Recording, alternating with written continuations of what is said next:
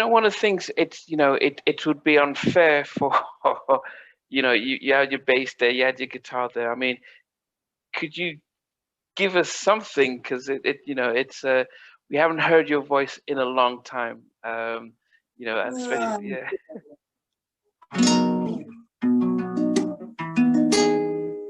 This is a piece I'm working on for my grandson. I wrote a song. I'm doing a song, a tribute album to him. It's called "Show You the Way." Okay, it's like eyes of a sculptor, touch of your hand, all that surround you. I understand. It's never too good. It's never too bad. I will be there to show you the way. Show you the way. Show you the way. Oh my goodness. That was, oh man. You listen to that and you wonder why we don't get that many acoustic tracks out there. A lot of fans are saying we're not feeling the music that we're getting bombarded with on the radio. It all sounds the same, auto tunes. We missed the 90s, we missed the substance, we missed the distinction. And you've just played something that you're writing now, which sounds timeless. Yeah. Like Joy does. But we don't get that. And I just hope that you guys would that stuff that we can hear more from you guys. There's an agenda, man. The agenda it's a little deep. I don't know if you're familiar with the Hidden Colors series by Tariq Nasheed. Yeah. You might want to get them. It's Hidden Colors 1, 2, 3, 4, and 5. You can go to hiddencolorsfilm.com and get those. That's all I'm gonna tell you. I guarantee you, you're gonna see what I'm talking about. This agenda that's happening, and this is why all the music is sounding the same, and everything is like there's no rawness. That's why I'm almost thinking like Chauncey and them want me to do a song like that on the album, where it's stripped down. Yeah, and we probably end up doing it, because just to show people that we got to get back to the real, man. And a lot of these young kids are relying too much on machinery. Yeah. And I think it's taking away the soul of just music. You know what I mean? Yeah. The machines are cool. It made it so people can do things faster, but sometimes, what girl likes everything fast? You know what I mean? Yeah, yeah. Women like a slow hand. And sometimes when you're cooking stew, when you're cooking a music up, it needs to be serenaded, marinated, and cooked right, man. Who wants a grilled cheese sandwich half cooked? You know what I mean? And what's happening is a lot of times these kids are being raised on samples. Like I just had a discussion with at this we had a little discussion board, and these kids was asking me like, so I'll be doing these beats and da da da da da, and I said that's great, man. But what happens if you lose the machine? Can you make music? What are you talking about? They had no idea. These guys, I'll play a guitar and they'd be like, "How you play guitar?" I said, "Yeah, that's what I do first." They're like, "We thought you just sing." No, I play guitar. So they have no clue. They don't understand the connection with playing that instrument, man. It's cool to do beats, but the connection with playing the instruments, man, it's nothing like it. Think about, like you said, when your favorite record is Lady of My Life. Yeah. That's Ron Templeton. That's my guy. You know what I'm saying? Yeah. Anyway, that was some guys getting in the room, playing together with all that energy. Yeah. That's in that record. You know what I mean? Yeah. Yeah. So when it plays back, you're hearing the souls of those guys, Louis Johnson on bass and all that. And that's what these kids are missing, Yeah. And so what happens is they'll go sample that from a record, and they don't understand why they feel a certain way. I said, because that's what happened. Those guys got in the room and that energy got together, and you're sampling it, and they don't understand why they got to pay for it. Yeah. I don't know if you saw the latest thing that happened with Nicki Minaj. She used Tracy Chapman's song Okay. And didn't ask her. She just got hit with a $450,000 lawsuit. Wow. Yeah, you can't. I mean, we did Booti Call, for instance. We did Booti Call on our first album. Yeah, was that with sampled to the Parliament? No. Hey, baby, turn around. That melody was from Dirty Lobo.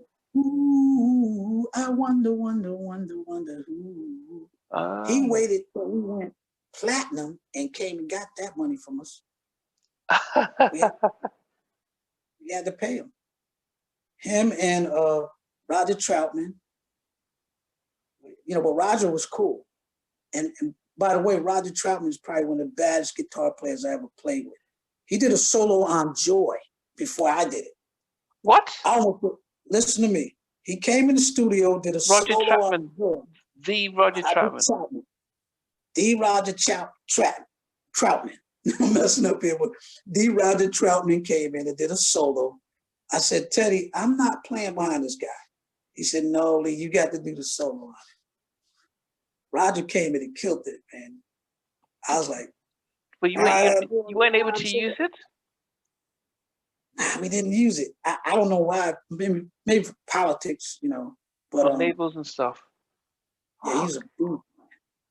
Oh man, I was like, man, let it go, man. But I came in, and you know, I did my thing a little bit. You know? But how was it? Because you know, as a kid, watching Roger singing "Computer Love" and "I Want to Be a Man," you know, you know, he was an innovator. Everyone else is a follower, but he was an innovator. What was it like meeting him? I mean, but then also, was he cool with Teddy? I mean, Teddy was like, you know. Yeah. His son built Teddy a talk box, man. Oh. Because you know he wasn't the originator. You know, what's the guy? Peter Frampton was the first guy to make it really famous. No. Show you the way. Yeah, Peter Frampton. You know who did? No, I don't know. Peter Frampton did it? No, I don't know who he is. Yeah, Okay. Well, okay. Peter Frampton did an album called Live something. He's a rock dude. He did a song called "I Want You to Show Me the Way," and he had he had that sound on it. He was the first guy I heard saying, and that was way before Roger Troutman. And then Roger just took it to a whole nother level. Yeah. That guy. Not only was he great with that, he was great on keyboards, man. Yeah. And guitar, he was a beast, man. Wow. So he had a solo on Joy, but what would have? How would have? What part would have? Because was it before the orchestra? Was it the part where the orchestra came in that he would have done? Or no. The track was done. Yes. No, we already had orchestra on it, but he came in when Teddy was mixing the song before I put my guitar part down. No, that was you playing the guitar, yeah. This was before the orchestra. So he came in because he was doing a show like about 10 minutes from the studio at a club called the Broadways. And he came because he was doing these nightclub shows, man. He came down there, man, and was killing it, man. So he came in when we were mixing Joy. It was him there and what's the girl did Sherry Mother? Cheryl Lynn was in the studio with us too. Cheryl Lynn, she was in the studio because Teddy did a remix for her or something. Yeah, okay, and, yeah, you know we did Tom Jones too, right? You know, yes, the lead something, get the lead and swing it or something.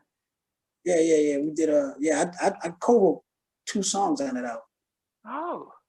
Okay. Fly Away. A song called Fly Away. Yeah, Fly Away, yeah. Yeah, Tom was a beast in the studio, man. He came in there and knocked it out, man. Like 1 tape. Like 2 tapes, I want to say. He was on his game, man. But then that's I mean he did Kiss the which was big here in the UK. He's about 90 years old, but you know he's always had that powerful voice. But what was he like in the recording process? And he was cool, man. He came in and he was, you know, because Tom respect what we do. You know what I mean? Yeah. So he came in and it was a cool vibe, man. got his lyrics, man, and sat down and went over them and went in the booth and knocked them down, man. Wow. And we went out to eat, man, and cracked jokes and everything, man. It was a lot of fun, man. He was a lot of fun. Matter of fact, Mick from the System. Okay, Mick Murphy from the group The System. Okay. They made the song "Don't Disturb This Groove." Okay, no. For your time out. But anyway, those guys, Mick, he co-wrote with us on that stuff, and we all hung out, man. It was real cool, man. Wow. I mean, I because I'm a student of all that stuff. Yeah. Came and I kind of knew some of his early stuff, from the Fresh Prince. You know what I mean? Yeah, it's not unusual. Yeah. So I said, that's the Fresh Prince guy, Yeah. So, but it was cool. Yeah, I think the amazing part that you mentioned was about Roger Troutman, because I never knew that him and Teddy would met, because the last we saw him major was California Love, and but having him coming in and do a guitar solo when we know him for his talk box and he played through the whole song, man. He came in and picked up the guitar and started playing. I was like, yo, man, this guy, he was killing it, man. I was like, whoa. And he did a solo, man. It's like, he said, yeah, you do it, you do it, young blood. Young blood, wow. All right. My goodness. He's bad boy, man. Bad boy, man. My goodness, it's been great, and just hearing having you reminisce and stuff, and and I like how diplomatic you have been about, things have always, we always have these ups and downs, but that I'm not this is not TVN or TNV.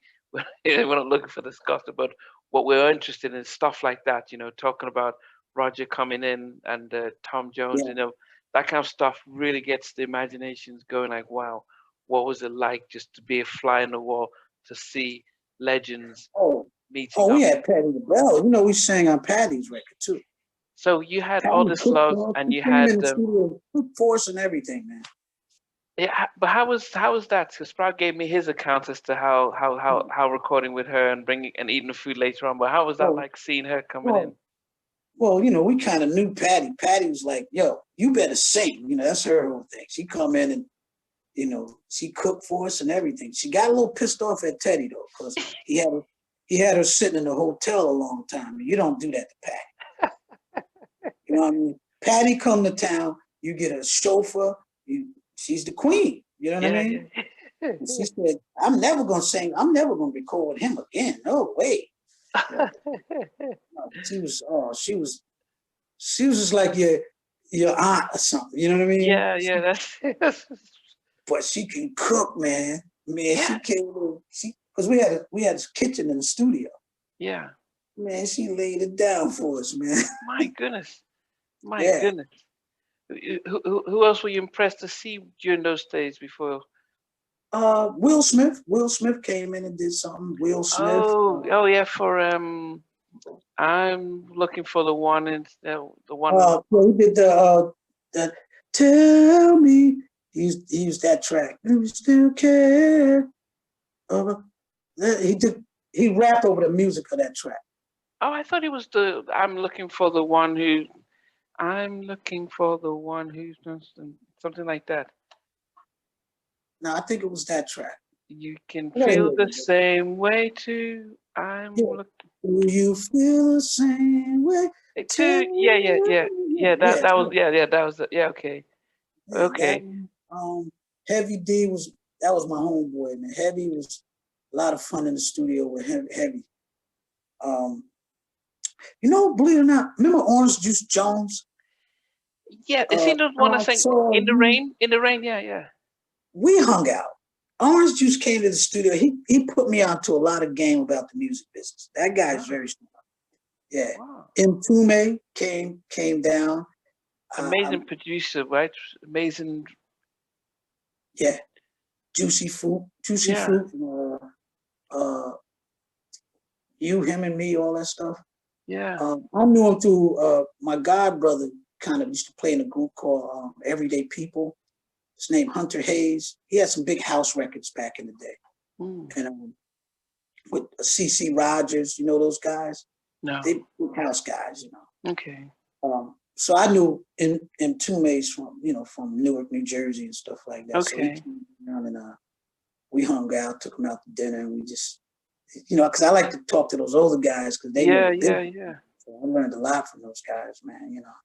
Been fascinating speaking with you. It's been fascinating getting your stuff, but it also made the fact that you actually blessed us with a song. It's congrats, and that's amazing. It was raw. So just tell the fans it was raw. No, that's for me one of the best things I've heard in a long time, because it just felt like if you could do this just on a whim, why can't we hear more of this kind of stuff? And I think that's what we missed, and I hope you do get to lay stripped back acoustic stuff on the new BLACKstreet album, because it will go down really well. Definitely. If you get a chance, I got my solo album. If you got it, there's a song called "Ordinary Love," where I used a 14-piece orchestra, and there's a song I did with Bruce Hornsby on it called "Put on the Walls." It's so now today. The song is about racism, all that kind of stuff. It's a really good song. Me and Bruce just recently was talking about, I don't know, just doing something for the fans for that song, So anyway.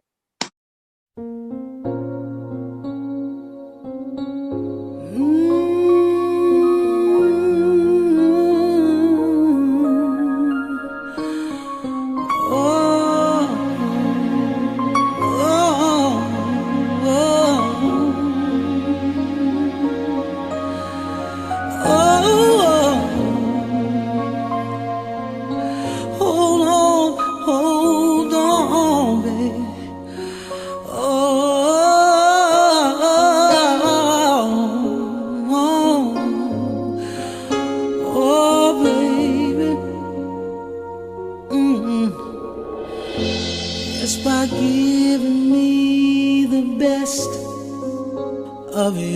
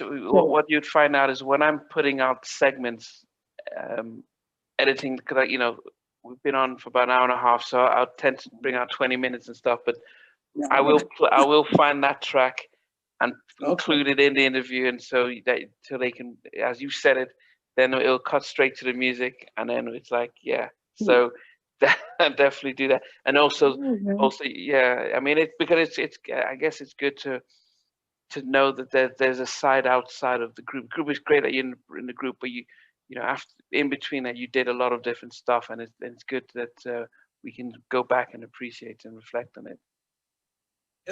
Yeah, but I appreciate it. Man, this has been fun, man. It's fun. Yeah.